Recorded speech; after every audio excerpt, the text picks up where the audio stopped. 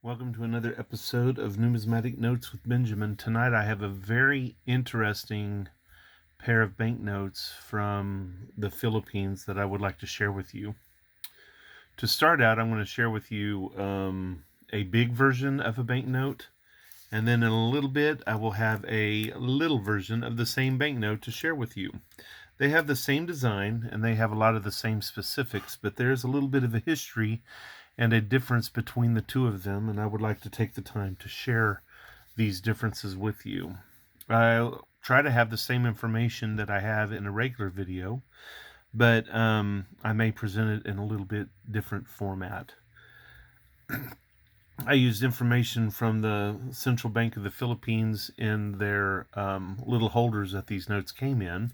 And then I also went to Wikipedia and got a little bit of different information on the events that are shown on the notes themselves.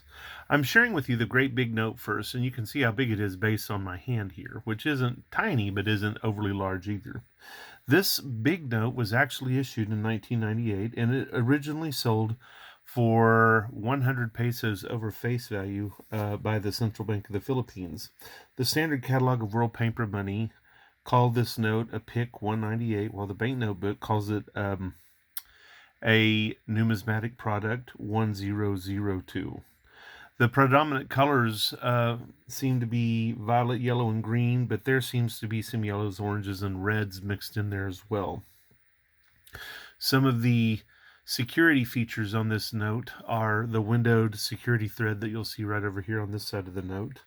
And then over here on this side of the note, you can't see it, but there is a double watermark of Presidents Estrada and President Ramos, along with the dates 1898 to 1998.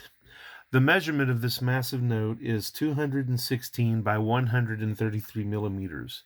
And if you take a look at the serial numbers like you see right here, this particular one starts with a JE, which stands for Joseph Estrada, but this note also came with a GS, which stood for Gabriel Singson, who is a governor of the Bank of the Philippines, whose signature is right here next to Joseph Estrada's signature. You could also get this note with the FR prefix, which stood for Fidel Ramos, who was the outgoing president at the time this note was issued. It was issued in December of 1998, and they made 300,000 of this series of notes. You'll see up here in the upper corner fractional writing, or fractions of a design here. This is actually called an offset register, and when you turn the note over and look at the same place on the back side of the note, you'll see other parts of a number, but when you hold them up to a light, they form the complete lettering BSP for Bank Central Philippines. This note was legal tender, interestingly enough.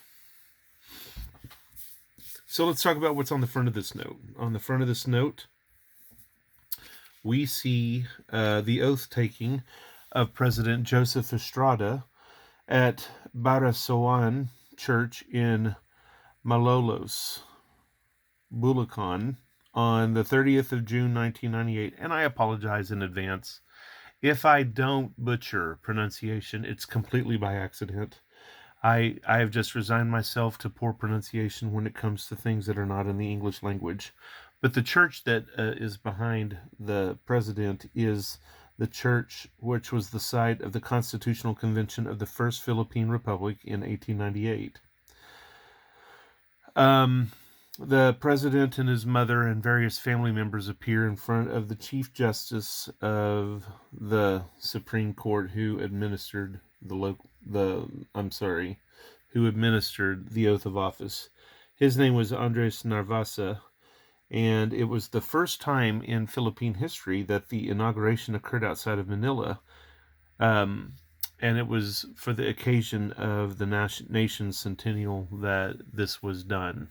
When you look at the back of the note, and I'll turn it around and show it to you, you see the outgoing president reenacting the waving of the first flag of their proclaimed independence from Spain. Let's see. This is the 12th of June, 1998 re-enactment of the Declaration of Philippine Independence, and the reenactor is President Fidel V. Ramos, And this was done at Independence House, where independence was first proclaimed from Spain, like I had just mentioned. This note also bears to the left the symbols of the national Centennial, and very colorful, very pretty note, I have to say. Now, let's just leave it there and see if we can't take a look at the differences in the much smaller note that was not issued in 1998. And let's see if we can't figure out a little bit of history on this note. Let's go a little lower, and then we'll focus in on this one. There's not a lot of difference in the notes, people. I mean, from dimensions, from the top to bottom, dimensions left to right, it's a little bit more severe in the small note than it was in the big note. But this small note is a little different in some other important ways. This note was intended to be a circulation issue, and it was intended to be issued in 2001. It wasn't, though, and as of 2010, it was considered by the bank to be worth destroying. Instead, it was demonetized, and for numismatic historical purposes, it was made available to collectors and began to be sold in 2012. I want to emphasize that this note is not, nor was it ever, legal tender. You can see the same color scheme as the bigger note: blue, violet, green, some yellows, oranges, and reds. The windowed security thread on this note is a little bit bigger and has a demonetized 2000. The watermark over here still consists of Estrada and Ramos, but the dates no longer are on there. This banknote has a smaller measurement of 160 by 66 millimeters, but it still has the offset register right here in the upper left-hand corner, which, when you have that partial lettering there mixed with the partial lettering here, when it's held up to a bright light, you can see the entire BSP. And it's not easy for, historically, for counterfeiters to get the offset registering completely perfect. Now, you might ask, why wasn't this note issued? Well, let's see. We have President Estrada receiving the oath of office in 1998, and it was intended to be released as legal tender in 2001. But the president was removed from office, not because he was Elvis, not because of his hairstyle, but perhaps because of his skill at the mahjong table, or the lack of mahjong. The president was rumored to have won and lost millions of dollars at the gambling table, and he was removed from office in a pretty significant way. The government resigned, and the military surrounded the Malacanang Palace, and he left. So the next president of the Philippines was the vice president who had resigned several days earlier. I still don't quite know how that works, and I assume that inside of the Philippines there must be a lot of political discussion about these crazy events. Nevertheless, we're lucky that both of these have been made available to collectors. Now, this note is incorrectly, I think, called the same pick number as the giant note, and it very clearly deserved to be its own number. There are differences in the vignettes, in the size of it, and in the lathe work on either side of the vignettes.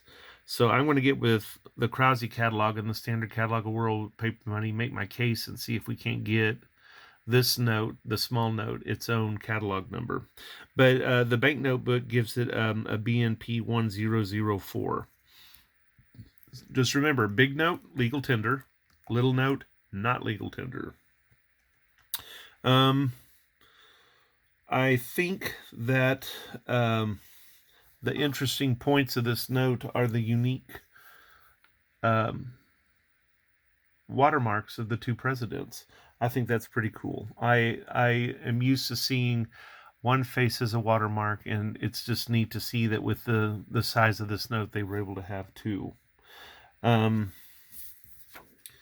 not sure how readily available it is. I got both of these, it seems, by accident. I just happened to be looking through eBay and one of my banknote suppliers, and I paid a lot less than what the standard catalog of World Paper Money says these notes are worth, because honestly I would have never owned these notes if I paid even near what the catalog says. But I do know that the big note, even with the banknote book, goes for, or has a asking price of $90, and the little note doesn't even have a value. So I don't really know what that means. I do know I paid about the same for each note, and I think I got off easy.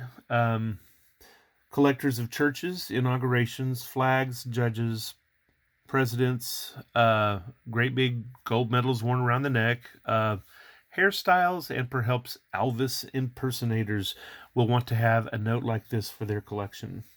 I would like you to like, comment, click on the purple circle to subscribe to my YouTube channel, Numismatic Notes with Benjamin.